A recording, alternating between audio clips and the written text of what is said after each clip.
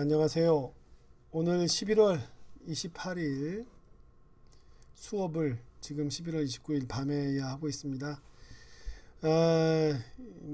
아무튼 이유를 막론하고 죄송합니다. 근데 오늘 마침 남미에서 콩들이 들어와 가지고 그거를 급하게 테이스팅하고 하느라고 일정에 쫓기는 바람에 이제야 자리에 앉습니다. 그래서 마침 오늘 저희가 테이스팅 한 것 중에 우시우시랑 토파지오라고 하는 또 새로운 품종들이 도착을 해서 테이스팅을 했고요. 그래서 이 새로운 품종들이 정말 속속 들어오고 있습니다.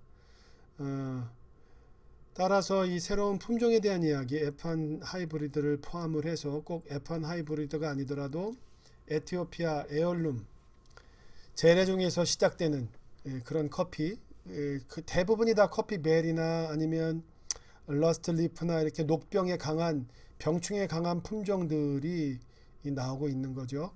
그래서 오늘 강의 중에 제가 급하게 그 두 개를 끝부분에서 좀 설명을 할 거고요.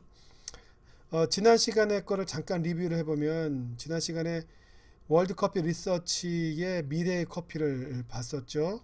보시면서 그 연구소의 이야기, 그다음에 WCR의 파트너, 주로 중미를 중심으로 해서 좀 이루어졌고, 여기 콜롬비아가 빠져 있다는 얘기 말씀드렸고, 그다음에 2012년 중미에서 커피 녹병이 창궐을 하고 7년간의 과정을 거쳐서 이제 커피들이 막 이제 나오기 시작을 했다.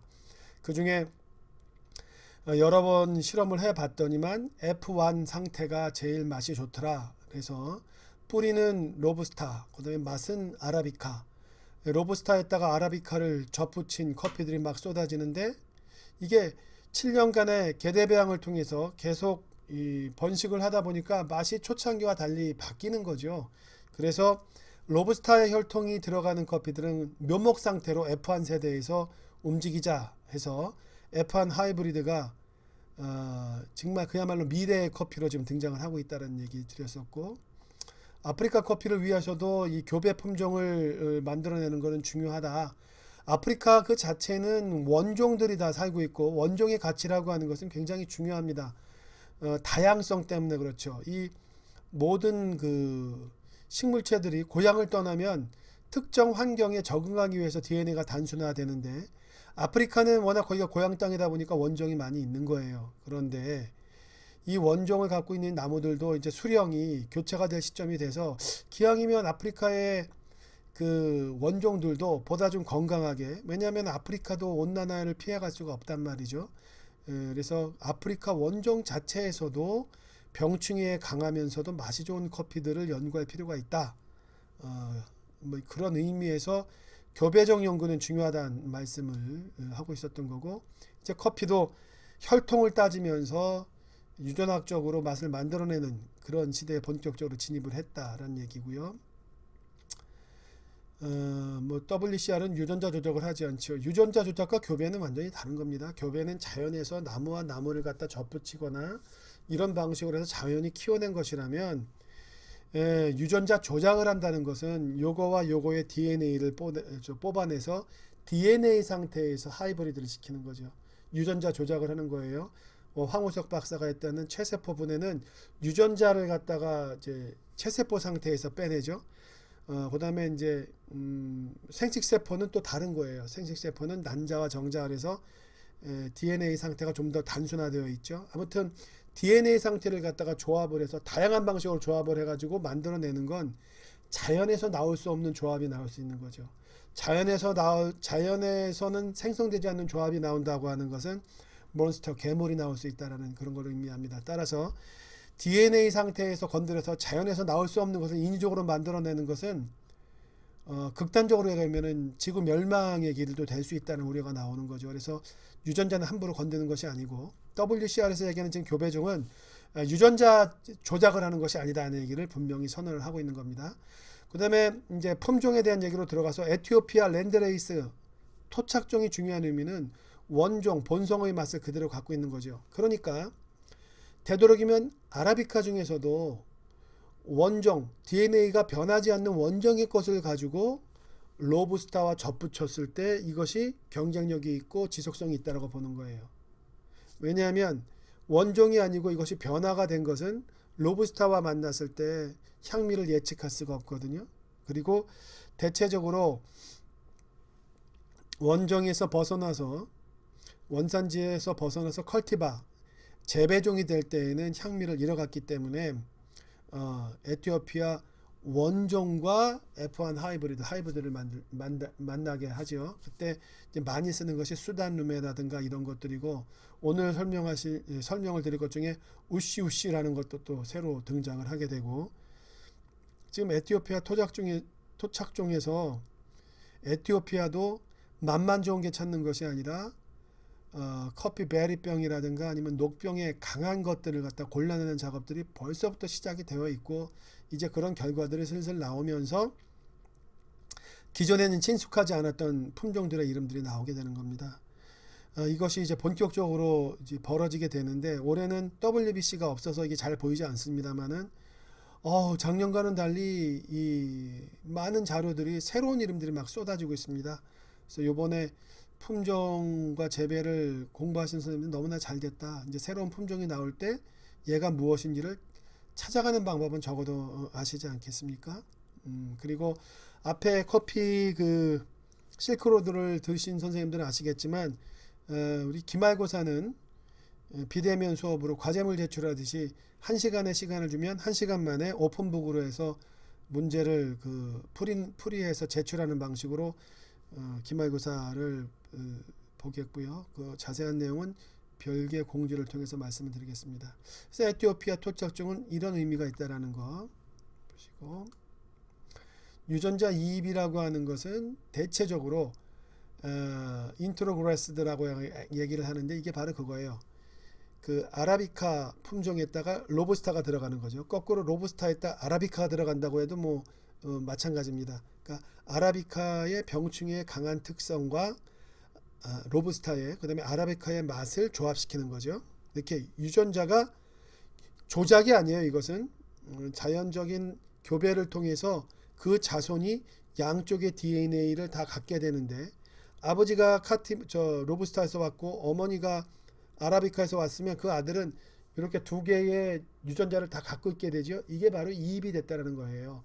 아라비카 입장에서는 로부스타가 들어왔고 로부스타 입장에서는 아라비카가 들어왔다, 이런 얘기죠. 그래서 그걸 인트로그레스라고 얘기를 한다는 거 설명을 드렸었고요. 그 다음에 카티모르, 사티모르가 바로 이 하이브리드 되어 있는 건데, 카티모르와 사티모르는 뭡니까? 이게 한 몸에 아라비카와 로부스타가 같이 자연에서 교배가 돼서 만들어진 거죠. 이걸 토대로 해서 이제 아라비카를 접붙이게 되면, 교배를 하게 되면 아예 로부스타화 하는 것보다는 중간 단계 예를 거치는 것이 성공률이 높다. 그래서 카티모르, 사티모르와 같은 경우는 지금 에티오피아 에얼룸 아라비카 맛을 위해서 아라비카를 교배할 때 기본 베이스로 많이 쓰는 품종이 되는 거죠. 그리고 카티모르와 사티모르는 사실상 구별이 그렇게 크게 성격상 구별되지 않는다. 그냥 카투라와 티모르가 만나면 카티모르, 그 다음에 빌라사치랑 티모르가 만나면 사티모르가 되는 건데, 두 개의 차이는 그렇게 크지 않다라는 얘기를 했었고, 그 다음에 RAB 같은 경우에는 여기 밑에서 나오지만 티모르 하이브리드를 사용하지 않는 유전자 이입 방법인 거죠. 그래서 이 경우에는 이제 켄트와 로부스타를 섞어서, 이건 뭐냐면은 이제 로부스타에다 켄트 아라비카종이 들어가는데, 지금 보면 랩시 15에는 이 사티모르와 카티모르가 없죠. 사티모르와 카티모르를 베이스로 쓰지 않은 그 품종 중에는 랩이 있다라는 거 설명드렸고, F1 하이브리드에 대해서 설명을 드렸고, 그 다음에 이렇게 교배종의 특징 기억나시죠? 페런츠 부모 세대에서 F1이 나올 때에는 아빠 엄마가 의 장점만을 갖고 와서 열매도 많이 열리고 이파리도 튼실한데, F2가 될 때는 엉망인 것들도 다시 열성이 드러나기 때문에 F1까지는 묘목으로 움직이고 그 다음은 F2는 만들지 않는다라는 얘기. 그 다음에 티피카 계통이 어떻게 나오게 됐는지 알아봤고, 부르봉 버번 계통은 또 어떻게 나왔는지를 알아봤고, 여기까지 지난 시간에 했던 겁니다. 그래서 오늘 12주차 커피 품종과 재배는 일부 그 품종에 대한 걸 보고, 또 하나는 이제 재배 쪽과 관련돼서 이 커피 품종과 재배에서의 재배는 식물학은 아닙니다. 뭐 그늘 재배가 어떻고 토양과 미네랄이 어떻고, 이거보다는 품종과 관련돼서 지금 재배의 연구는 모두 다 지구 온난화를 극복하는 쪽에 맞춰져 있거든요. 마침 국내 논문 중에 작년과 올해 좀 재미있는, 편하게 읽을 수 있는 논문이 있어서 제가 지금 이러닝에다가 아까 낮에 올려놨었고요. 그거를 참고를 하시고 그 내용을 좀 일부 정리를 하는 그런 시간을 갖겠습니다. 인증된 커피 품종 구입법, 이건 이제 굉장히 중요해졌어요. 이제 앞으로 커피의 품종은 훨씬 더 다양해졌는데, 이런 다양한 과정을 거쳐서 이제 또 단순하게 구축이 되겠죠. 지금은 이제 막 연구의 결과들이 좋은 것들이 나오는데, 이 중에 이제 이른바 통일을 하는 하나의 품종이 나올 것이다. 근데 지금 이 순간 앞으로 4, 5년 동안 굉장히 많은 F1 하이브리드, 또 원종에서 발견된 여러 가지 재배종들도 나올 텐데, 그것들이 커피를 재배하는 그 농부들조차 정확히 알지 못하는 경우도 있다. 따라서 커피 품종에 따른 맛이라든가 이런 걸 경험하기 위해서는 모두 다 어디에? WCR의 인증 프로그램에 확인을 거쳐서, 혹은 그쪽에 주문을 해서 커피를 구입해라, 아니면 거기가 인증해준 농장에서 커피를 구입을 하라 라는 식으로 지금 가이드를 해주는 시스템이 구축됐고, 보다 편하게 활용할 수 있도록 더 진화되고 있는 상태입니다. 그래서 이거는 WCR의 책에 나왔던 내용인데요. 이제 바티안도 낯선 거였고, 뭐 기타 여기 랩 C15도 좀 낯설죠. 잭슨도 마찬가지고, 이 낯선 것들이 있는데, 대체적으로 얘들은 이제 고도가 낮은데, 이 고도가 낮은 데 쪽이 병충해가 많기 때문에 로부스타 쪽의 혈통들이 많이 있는 거고, 높은 쪽은 로부스타 피가 굳이 섞을 필요가 없는 게 병충해가 많지 않으니까 아라비카 쪽의 순도가 높은 거고, 그 중간에는 이제 로부스타와 아라비카가 반반 정도가 되겠죠. 자, 그래서 이건 이제 한국말로 저고도, 중고도, 고고도인데, 더 많은 품종들이 이제 그 사이에 1년 사이에, 이것이 2018년 버전이라면 얘는 2019년 버전이거든요. 참조해서 보시고, 이것도 제가 PPT를 원본 상태로 올려놨으니까 아까 참 추가된 뒤에 또 다시 또 올려놓겠습니다. 선생님들께서 이걸 토대로 해서 더 구축해 나가시고요. 그 다음에 버라이어티 자체가 나무가 큰 것, 나무가 작은 것, 큰 것과 작은 것 중에 생산량은 작은 게 좋은 거죠. 작을수록 가지가 흔들림이 적고, 비바람에 잘 견뎌서 결실률이 좋고, 또 하나는 같은 크기의 땅이라면 나무와 나무 사이의 거리가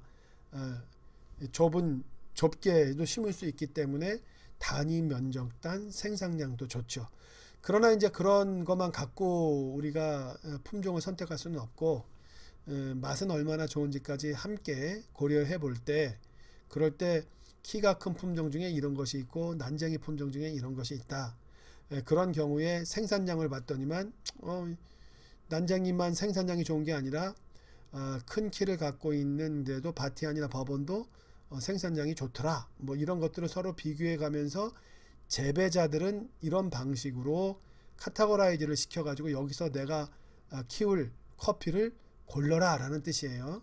그래서 이제 자기가 있는 농장의 정보까지 조합을 하면 적절한 걸 고를 수도 있겠고, 소비자 입장에서도 품종을 선택을 할 때 이런 내용을 보면서 농장의 정보 봤더니 농장이 너무 낮은데 아라비카를 키우겠다 신뢰할 수가 없는 거죠. 그리고 또 맛이 좋을 수도 없는 거고, 물론 그렇게 일부러 그렇게 재배 단계에서 눈속임 하는 데는 없죠. 왜냐하면 그 재배해서 나무를 잘 키워내고 맛있는 커피를 만들어내는 건 재배자의 생존이 걸린 문제이기 때문에 그렇습니다. 그러나 혹시라도 모르니까 우리가 품종에 접근하는 특정 산지에서 좋은 커피를 좋은 커피를 선택할 때 품종을 한번 따져본다 할 때는 이런 데이터를 조합을 해서 우리가 접근을 해나가고 있다는 데서 의미가 있습니다.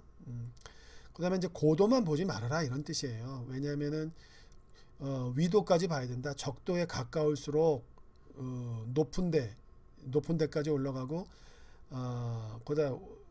그다음에 하와이 코나처럼 위도가 적도에서 멀수록 낮음에도 불구하고 온도가 낮아서 좋은 커피가 나올 수 있다. 따라서 고도만 보지 말고 위도까지도 같이 봐라라는 의미의 자료인 것이고요. 이건 앞에 위에 있는 것, 키 큰 품종과 작은 품종 마찬가지 이제 한글 번역본인데 이 내용을 잘 읽어보시기 바랍니다. 그래서 지금은 커피가 대부분의 지금 F1의 연구가 우선이 일단은 커피 나무가 살아야 되잖아요. 살고 수확이 돼야 맛을 따지는 거니까 제일 먼저 지금 새로운 F1이든 아니면 기타 다른 인트로그레스든 간에 아니면 원종에서 찾아내는 자연 그대로의 이제 저항력 있는 종자이건 간에 제일 먼저 따지는 것이 병충해 강하냐 약하냐의 여부예요. 그래서 그 중에 이제 커피 녹병의 저항성을 찾고자 하는 노력들이 진작부터 있었고 이런 결과물들이 지금 막 나오기 시작을 하는 건데 커피 녹병은 그 균류가 여기 보면은 발음하기가 힘드네요. 헤밀레이아 바스타릭스라는 균류가 일으키는 질병입니다. 잎을 떨어뜨려 가지고 작황의 손실을 유발을 하게 되죠. 그래서 여기에 저항력이 있는 것을 찾는 노력들이 이어졌고 지금 나오게 되는 거예요. 그러나 맨 밑에 줄에 있는 내용은 뭐냐면 자 21세기 초에 2000년대 들어와서 그 이전에 온두라스의 람피라 품종이라든가 아니면 코스타리카가 95 같은 데는 녹병의 저항력이 있어서 환영을 했었던 건데 지금 2000년대 들어와서 이렇게 봤더니만 얘가 녹병에 강하지 않더라. 이건 두 가지로 볼 수가 있죠. 녹병 자체가 좀 변종이 나와서 더 강한 게 나왔다라고 볼 수 있고 또 하나는 이 품종이 세대를 이어가면서 그 성격을 잃어갔다. 그러니까 유전적으로 안정하지 않았다라고 볼 수 있는 거죠. 그러니까 연구는 계속해서 필요한 거예요. 자, 나머지는 뒤에는 이제 논문인데 이 논문은 제가 올려놨고요. 이거는 커피 시설 재배 시설 재배라고 하는 것은 그 비닐하우스에서 재배하는 거죠. 우리나라입니다. 우리나라에서 커피를 재배할 때 어떤 것을 재배하면 좋겠느냐라는 연구가 농촌진흥청에서 있었습니다. 우리나라 같이 이 커피 벨트에 있지 않고 너무 차가운 겨울이 있어서 커피나무를 이 노지에서 키울 수 없는 데는 비닐하우스에서 키우게 되는데 지구 온난화 때문에 기후대의 라인이 올라오고 있다는 거죠. 만약 우리가 커피를 노지에서 키울 수 있다면 이거는 이제 또 국가적으로도 굉장히 농민들도 소득을 올릴 수 있는 부분인데 이게 하우스에서 재배되니까 지금 문제죠. 하우스에서 재배된다 하더라도 이 연구는 왜 필요하냐면 기왕이면 차가운 온도에 저항이 있는 품종을 만들면 난방비 같은 거나 이런 걸 줄일 수도 있고 이 귤을 초기에는 70년대에는 제주도에서도 온실에서 키웠잖아요. 이제 지금은 이제 바깥에 노지로 나왔죠. 이런 방식으로 품종 개량을 통해서 우리도 커피 생산 국가가 되기 위한 그 첫걸음이겠죠. 근데 그 결과들 중에 재미난 것들이 있어서 이 논문을 보는 겁니다. 원문은 제가 올려놨습니다. 그래서 국내 재배 적합한 품종을 한번 찾아보자 해서 아라비카 중에 카투라, 이 카투라라고 하는 것은 남미 쪽에서 아주 환영받는 품종이에요. 나무도 작은 데다가 수확률도 좋고 맛도 떨어지도 않고 그리고 또 높은 고도에서 자랄 수도 있으니까 낮은 온도에도 강하고 그런 의미에서 이 카투라 중에 7개의 품종을 갖다가 선정을 해서 지난해 5월부터 정식 토양에다가 이제 씨앗부터 키운 거예요. 그래서 지난 6월까지 거의 1년간 생육 특성을 조사해 봤다라는 내용이고 재배 기간 동안 계속해서 하우스 내 온도를 갖다가 측정을 했는데 겨울에는 3.8도까지 내려갔음에도 이제 살아남았고 여름철에 제일 높았을 때는 41도까지 갔는데도 이 커피들은 다 잘 생육이 됐다라는 얘기입니다. 그래서 또 체크를 해봤더니 하우스 내부의 온도가 5도씨 이하로 떨어진 날과 시간을 조사를 또 해봤던 거예요. 그랬더니만 2000년 2월 지난 2월에 6일간 5도 이하로 연속해서 온도가 5도 이하로 떨어졌었는데 이때 6일간이 아니네요. 31시간 동안 5도씨 이하로 계속 떨어졌는데 잘 견뎌냈고, 그 다음에 2009년 12월에는 23시간 거의 하루 동안 5도 이하로 떨어졌는데도 나무들이 잘 자랐다. 이제 이런 얘기인 거죠. 그래서 품종별 생존율을 봤더니만 이러한 지난 1년간의 이런 환경을 다 거쳐서 그 7가지의 이게 좀 어디로 넘어갔나? 7가지의 카트라 품종 중에 봤더니만 오바타가 제일 생존율이 좋았다라는 얘기죠. 우리 한국의 그 비닐하우스에서는. 그 다음에 CR95 같은 경우에는 제일 잘하지 못했다. 이제 이 얘기는 뭐냐면 국내에서 커피를 갖다가 심을 거면 카투라 품종 중에 오바타 라인, 오바타 버라이어터를 심어라 라는 이제 정보가 될 수 있겠죠. 이제 기타 품종별 특성을 봤더니만 저온 피해는 마르셀라사 같은 경우에 낮은 온도에 견디지 못했다. 따라서 마르셀라사 같은 경우에는 이제 한국에 적합하지 않다라는 얘기고, 그 다음에 2000년 4월 거의 한 씨앗에서부터 11개월이 지난 다음에 수고 나무의 높이를 봤더니만 게이샤가 94.8cm로 가장 높고, 그 다음에 베네시아에서 54.9로 가장 낮았다. 그 다음에 오바타와 베네시아는 7월 중순에 개화가 시작이 됐고, 여기서 게이샤는 명확하지는 않습니다만은 얘는 논문이 공개된 게 없고 학회에서 구두 발표가 했었던 자료를 제가 갖고 온 거거든요. 아마도 이 게이샤는 그 카투라의 7품종에 들어가지 않고 참조로 심었던 것 같아요. 그랬더니 게이샤가 제일 나무 크기가 높았고, 나머지 이제 카투라, 자연 상태에서도 게이샤가 원종이라 카투라보다는 나무가 더 높게 자라거든요. 이것은 뭐 데이터가 이렇게 특별한 것은 아니라고 보고요. 오바타와 베네시아가 7월 중순에 개화가 시작이 됐고, 과실은 개화한 다음부터 한 350일 정도가 지난 다음에 수확이 가능했다. 꽃이 피기 시작한 지 거의 1년이 다 된 다음에야 이제 열매가 수확되게 됐다라는 얘기고, 수확한 과실의 무게를 봤더니만 한 개당 베네시아가 2.4g 정도로 오바타보다는 좀 무거웠고, 당도도 베네시아가 훨씬 지금 보면 또한 더 높았다는 얘기, 훨씬은 아니고. 그러니까 오바타가 위에서 보면은 생존율은 가장 높지만 실속 있는 걸 보면 베네시아가 더 실속이 좀 있어 보인다라는 얘기를 하는 거죠. 역시 빈 생두의 무게, 그 생두의 무게는 커피는 무게로 파니까 그 돈이란 말이에요. 오바타에 비해서 무려 2배가 되니까 생존율을 놓고 봐서는 오바타를 키워야 되지만 실속을 놓고 봐서는 베네시아를 키워야 된다라는 데이터가 될 수 있겠습니다. 그 다음에 또 하나는 이 논문은 이제 지리학과 쪽에서 한 겁니다. 근데 지리학과 쪽에서 지리학 연구자들이 지구 온난화와 관련돼 가지고 커피 품종의 개발을 어떻게 해야 될까. 자, 여기는 이런 백그라운드가 있어요. 사실 베트남과 비교하려고 했죠. 왜냐하면 베트남은 로부스타 강대국이죠. 그래서 지구 온난화, 날씨가 따뜻해져도 병충해가 극성을 부린단 말이죠. 그럼에도 불구하고 로부스타는 잘 견디니까 생산량에 문제가 없을 것이다 라는 하나의 전제가 있고요. 코스타리카는 로부스타를 일체 키우지 않는 곳입니다.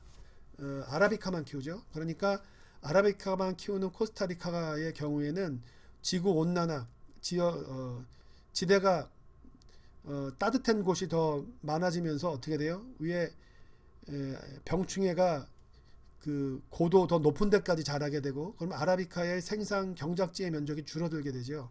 그래서 지구 온난화의 영향을 받아서 코스타리카에서는 생산량이 줄어들 것이다 라는 것을 전제에 두고 이 연구를 하고 있는 건데, 그래서 코스타리카 같은 경우에 이제 간단히 역사가 좀 나오고, 해발 고도가 그렇게 높은 게 아니죠. 제일 높은 게 한 1800 정도가 되고, 그러니까 중남미 쪽에서 보통 뭐 좋은 커피가 나오는 중미라도 니카라과나 코스타리카나 파나마 같은 경우에는 뭐 2000m까지 막 치솟고 있잖아요. 그러니까 코스타리카 같은 경우에는 맛에 대한 스트레스가 있죠. 깨끗한 맛에 대한. 그러니까 허니 프로세싱이 이제 발전하게 됐다라는 백그라운드가 있고요. 베트남은 이제 로부스타를 많이 키우는 곳이고 기후 및 기온 자료를 보면서 쭉 살펴봤습니다.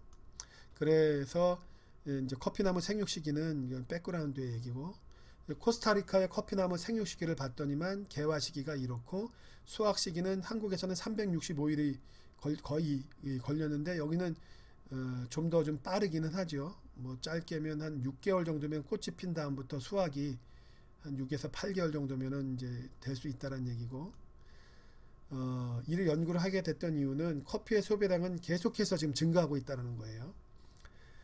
생산량도 1960년대 이후 3배까지 증가를 했는데, 그런데 지구 온난화에 따라서 코스타리카 같은 경우에는 생산량이 되레 줄어들고 있고 베트남 같은 경우에는 생산량은 늘고 있다는 얘기입니다.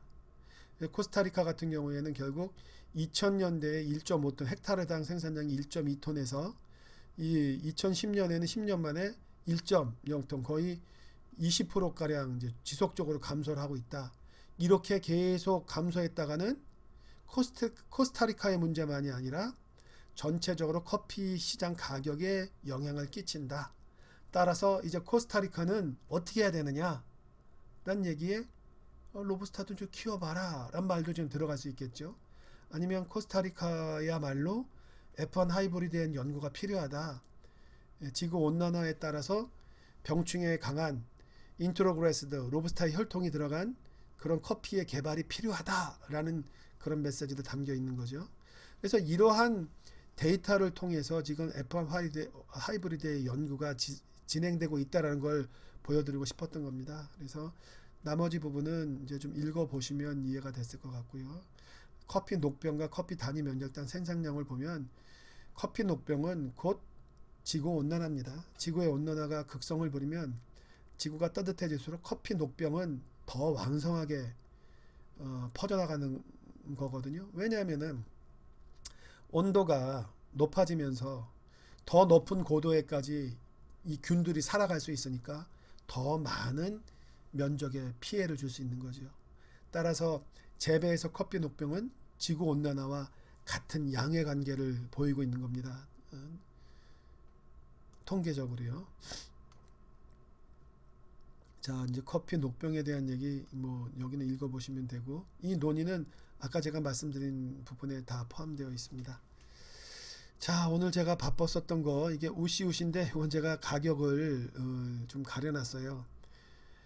이게 우시우시가 제가 지난 1월에 콜롬비아에 갔을 때에도 우시우시가 커지고 있었는데, 아무래도 이런 종자의 개발은 콜롬비아나 이런 데보다 브라질이 굉장히 강합니다. 거긴 대규모 자본들이 있다 보니까 이런 연구들을 열심히 하고 있는데, 우시우시의 그 탄생 배경도 결국은 병충해에 강한 품종을 에티오피아 에얼룸에서 잡은 거거든요. 그래서 모양을 보면 에티오피아의 원종의 느낌이 좀 나죠. 길쭉 예쁩니다. 그래서 우시우시 이게 나무예요. 이미 1960년대부터 이 연구가 시작이 됐었다 얘기를 하고, 이 내용을 잠깐 보면 우시우시 종은 이제 굉장히 지금으로서는 좀 드물고 많이 알려져 있지 않다.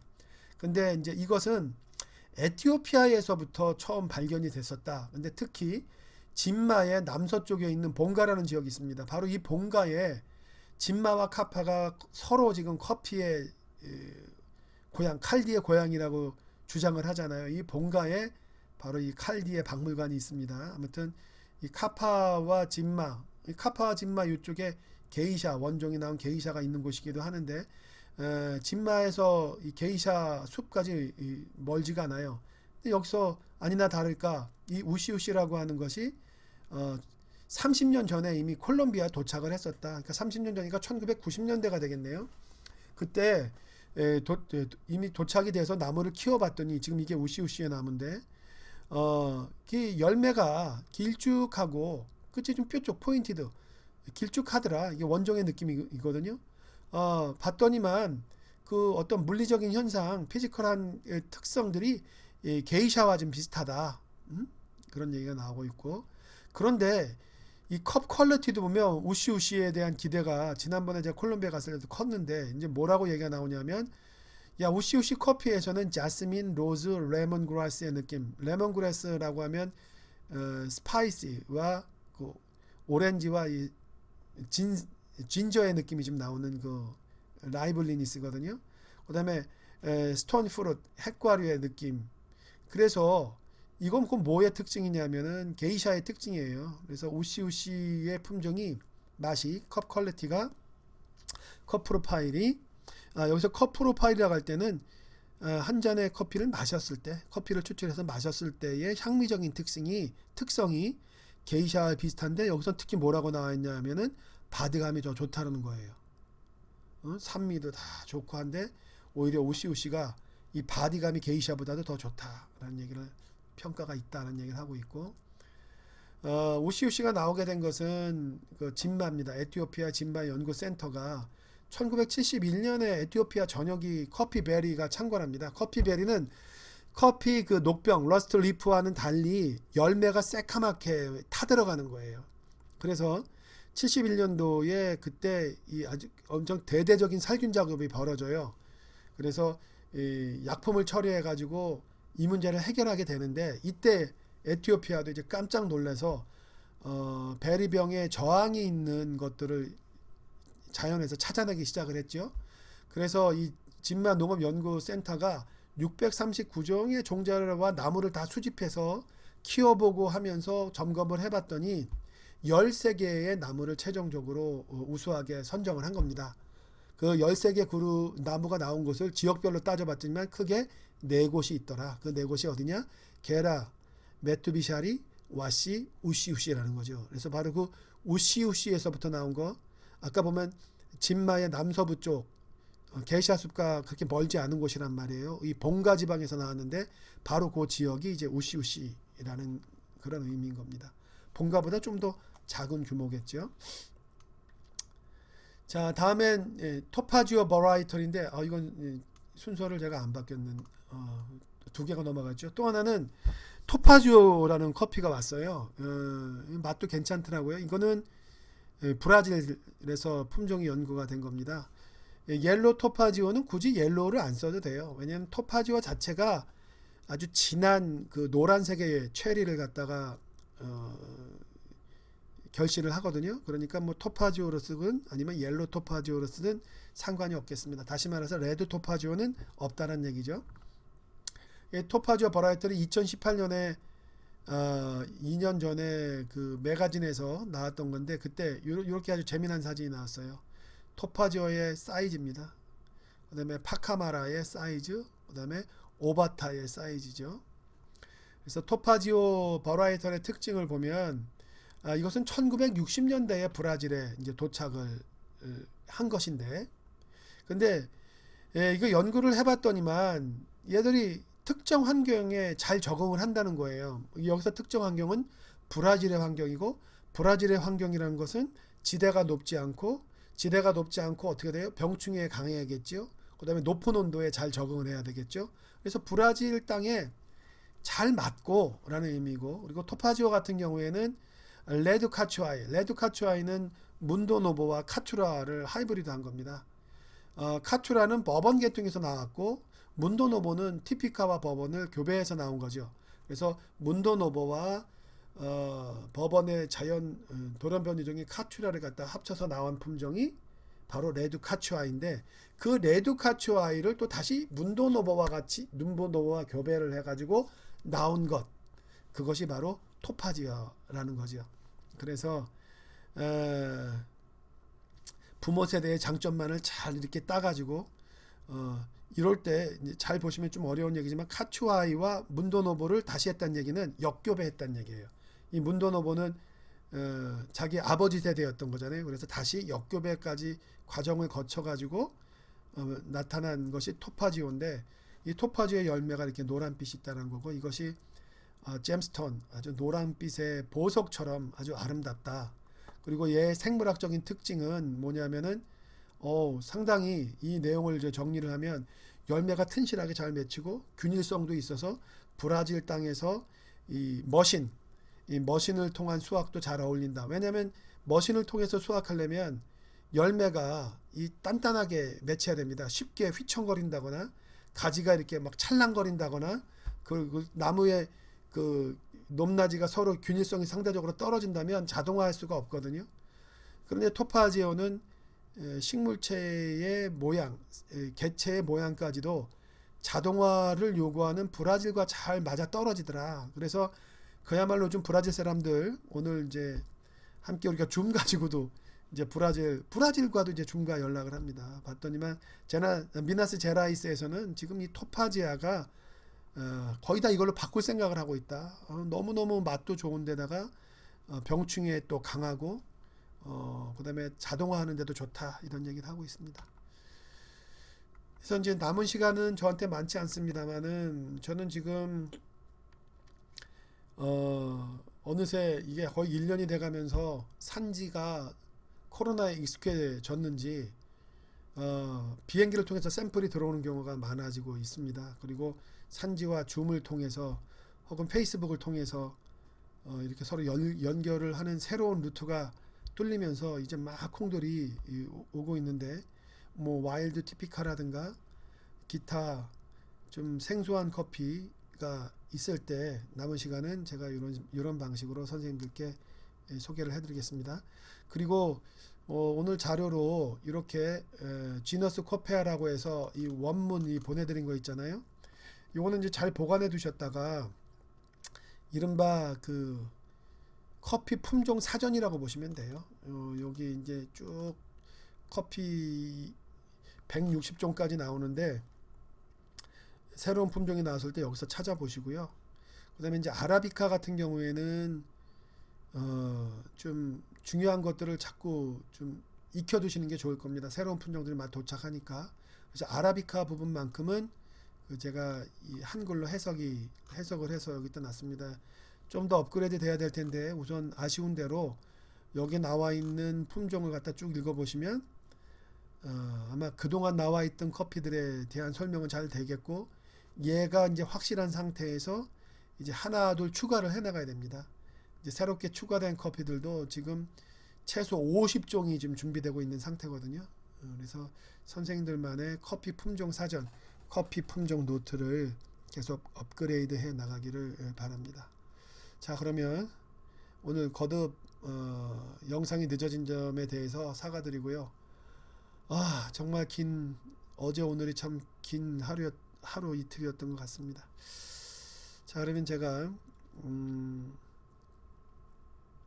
기말고사 그 오픈북으로 보는 내용에 대해서 자료를 올리겠고 이번 주는 뭐 특별히 과제물을 낼 건 없는 것 같습니다.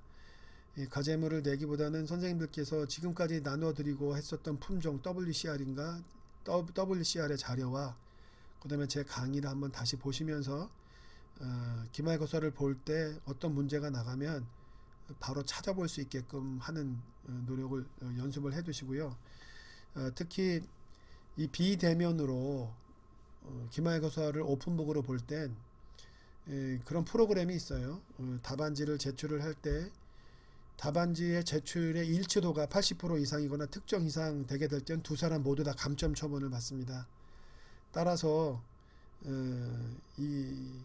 그렇게 의지해서 하려고 하지 마시고 이렇게 제가 까다롭게 구는 것은 뭐 부정예를 읽는 것을 적발하기 위한 것이 아니라 정말 공부를 열심히 한 분을 열심히 한 사람과 열심히 하지 않은 사람이 차별화될 수 있는 틀을 만들기 위해서요. 그러니까 그렇게 어렵지 않을 거예요. 그냥 열심히 한 만큼 다 보일 수 있게끔 1시간 내에 충분히 할 수 있는 양을 넣는다. 그게 아니고 열심히 해서 많이 하셨던 분들은 주어진 시간에 더 많은 답을 쓸 수 있는 그런 구조로 가겠습니다.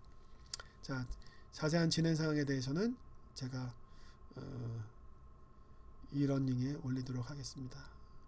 예, 선생님들 건강하시고요. 여기서 마치겠습니다.